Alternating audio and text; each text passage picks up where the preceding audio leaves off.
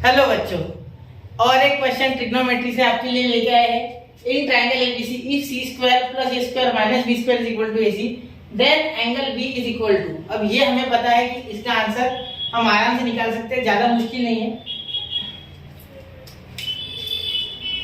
जय श्री राम, जय जय श्री राम, जय Bholenath.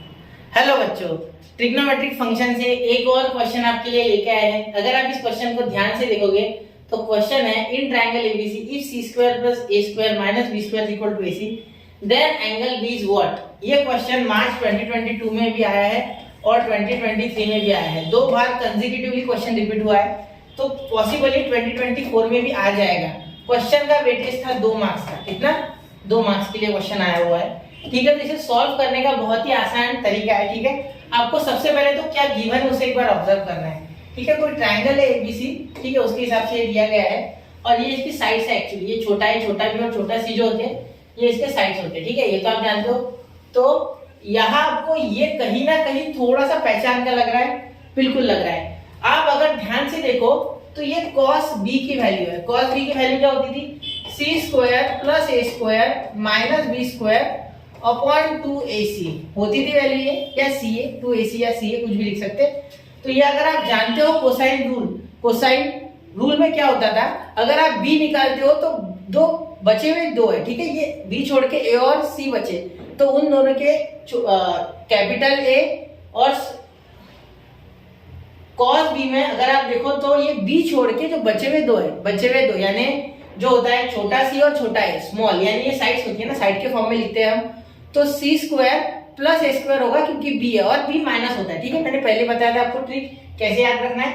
cos b equal to, याद रखना वो b तो माइनस होने वाला है, मतलब माइनस बी स्क्वायर, और इधर जो बचे हुए दो है a और c, तो a स्क्वायर छोटा वाला यानी स्मॉल और प्लस छोटा वाला c स्क्वायर माइनस छोटा वाला b स्क्वायर अपॉन जो पहले आए b के पहले कौन आए a और c, तो 2ac या 2c है, आप कुछ भी लिख सकते हो। तो यहाँ ये हमें दिया हुआ है, इसकी वैल्यू देखो ध्यान से। तो यहाँ अगर मैं इसे सॉल्व करूं तो cos b is equal to, अगर आप ध्यान से देखो तो इसकी वैल्यू हमें दी हुई है। ठीक है, इसकी वैल्यू हमें दी हुई है बिल्कुल। तो ये देखो, ये इसकी वैल्यू क्या है? ac है। क्या है? ac है। इसका मीनिंग क्या हो गया? ac upon 2ac। ठीक है, तो ac ac कैंसिल, तो यहाँ आ गया cos b is equal to 1/2। बिल्कुल, cos b क्या आ गया? 1/2। तो यहाँ 1/2 वैल्यू कब आती है cos की? cos की वैल्यू 1/2 आती है ऑन 1/2 इज इक्वल टू, यही लिखा हो cos कितने पे? 60 पे। बिल्कुल, π/6। तो क्या π/6 ऑप्शन है? Option D. ठीक है, तो यहाँ हम इसीलिए लिख सकते हैं कि b therefore b is equal to π/6 और यही ऑप्शन हमारा करेक्ट ऑप्शन है। ठीक है, तो ये आ गया आपका π/6 ऑप्शन करेक्ट। ठीक है, समझ गए? कोई दिक्कत यहाँ पे? कैसा लगा क्वेश्चन? बहुत ही आसान था। ठीक है, सिर्फ थोड़ा सा आपको जो कोसाइन रूल है उसके बारे में जानकारी होनी चाहिए और सही समय पे आपको एग्जाम के प्रेशर से थोड़ा हटके सोचना होगा, तो आंसर बड़े ही आराम से आ गया। ठीक है, चलिए नोट कीजिए 1, 2 एंड 3। ठीक है, तो ये क्वेश्चन लेटेस्ट है बच्चा। ऐसा क्वेश्चन, ऐसे और क्वेश्चन और प्रैक्टिस करो खुद से। तो मिलते हैं अगले लेक्चर में, पढ़ते रहे, आगे बढ़ते रहे। जय हिंद, जय भारत।